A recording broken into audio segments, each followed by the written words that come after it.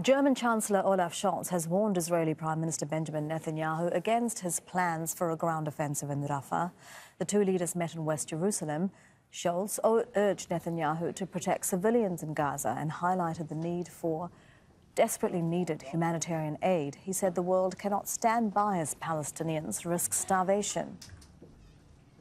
The longer the war lasts, the higher the number of civilian casualties rises, the more desperate the situation of the people in Gaza become, the more this begs the question, no matter how important the goal, can it justify such terribly high costs? Or are there other ways to achieve your goal?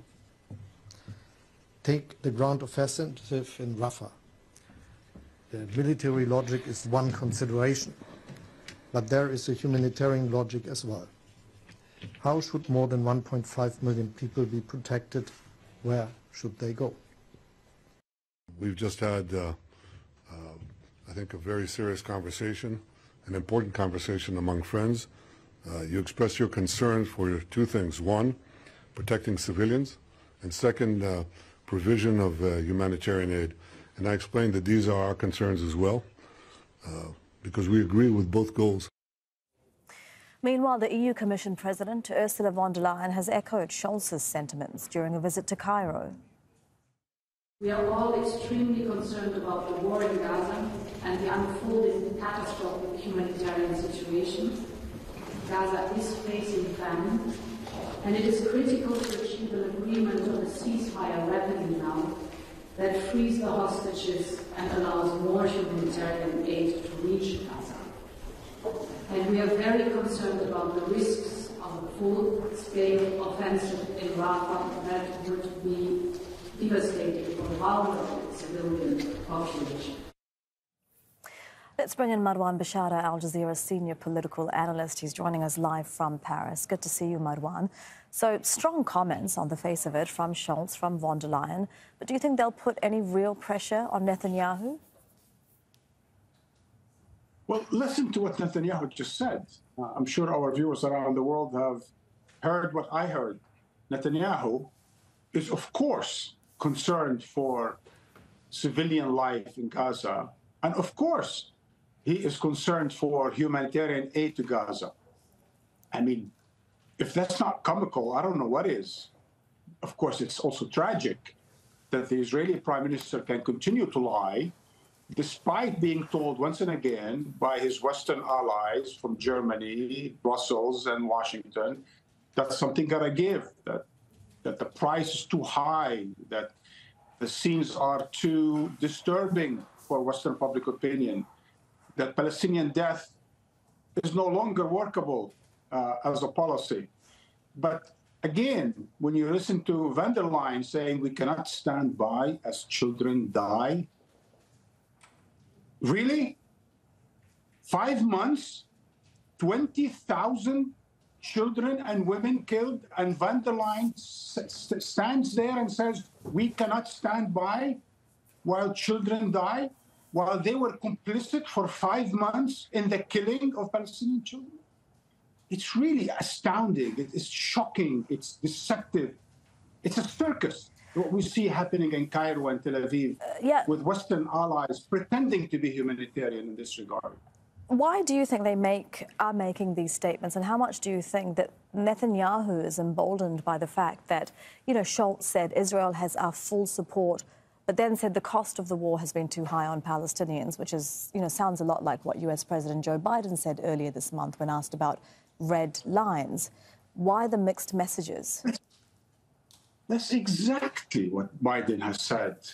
European leaders are simply parroting what the American leaders are saying. They're not inventing the wheel. They're not expressing any independent policy of the United States. The same public pressure that Western leaders are facing, whether in this side of the Atlantic or that side of the Atlantic, adds up to more of the same.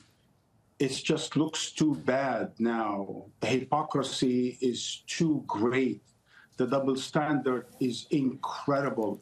It's the same von der Leyen that supported Ukraine against Russia, but supported Israel genocide in Palestine. Their double standard and hypocrisy is beyond belief. They're parroting the American lies because the American president told them to do so. Washington is on a pressure spree. They want Netanyahu to wage the war the way they want him to wage the war, not the way the Israeli government of fanatics and fascists want to wage the war. But it's going to be war nonetheless, whether it is waged American style or Israeli style. Yes, hopefully there will be, I can't believe I'm saying hopefully, but yes, less civilian casualties, the better. The quicker the war winds down, the better. The quicker we can get to a ceasefire, of course, it's better for everyone involved. But the Netanyahu government is not feeling any pressure, only hearing words and more words. But when it comes to deeds, the West is doing nothing to stop that genocidal war. And yet they're saying... And yet they're saying that the situation is not acceptable. So if Germany, if the European Union don't want a ground offensive in Rafah, like they keep saying that they don't want a ground offensive in Rafah to go ahead, do you think we might see them use sanctions more than words against Israel? No sanctions, no sanctions. I mean, we've heard the same again and again. You know, we've been bit from that same poisonous bite already in the past 5 months. Remember when they were talking against land invasion on the 3rd week of October, but the same happened, genocide followed. Then they said Israel will respect human rights, and if it doesn't, then something gotta give. Nothing gave. Israel continues to get the support, but it gets criticism. Sometimes it gets some kind of, you know what, you need to do this, that, and the other thing. But it's not followed with deeds. It's not followed with sanctions. It's not followed with pressures.